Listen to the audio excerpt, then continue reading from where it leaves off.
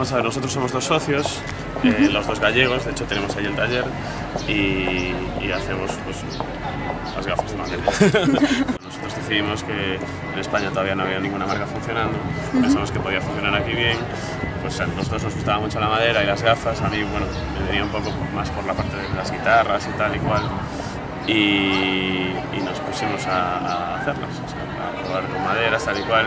Como somos gallegos decidimos que la madera gallega, pues hay muy buenas maderas en Galicia, hay mucho bosque por allí, mucho monte y que eso podía funcionar. Y bueno, la mayoría de las maderas que usamos son gallegas. ¿Qué plataformas utilizáis un poco para difundir vuestra marca? Bueno, en principio redes sociales, pero luego también siempre ayuda a campaña de comunicación en medios tradicionales. Yo antes de empezar con esto trabajaba en una agencia de comunicación y bueno, siempre tuve contacto con medios y tal y cual. Y luego pues la gente de los blogs que siempre ayuda muchísimo, claro.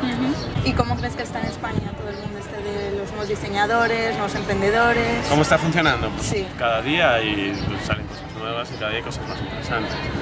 Está claro, el momento de crisis es lo que ha hecho que la gente espabile y que empiece a hacer cosas nuevas y es cuando de verdad salen ideas y cosas que funcionan. Pero precisamente por la crisis ayudas bastante pocas, ¿no? No, la ayuda es poca. De hecho a nosotros nos está costando muchísimo más salir que si hubiésemos salido hace 5 años. La ayuda es muy poca, pero la gente le da más vueltas a la cabeza, la gente se estruja un poco más. ¿Y qué consejo nos darías a los emprendedores? ¿A los emprendedores? Sí. Pues nada, que aguantemos el momento porque dentro de poco ya se acabará la crisis y empezará a funcionar todo mejor, seguro. Vale, pues muchas gracias. Bueno, pues nada, gracias a vosotros.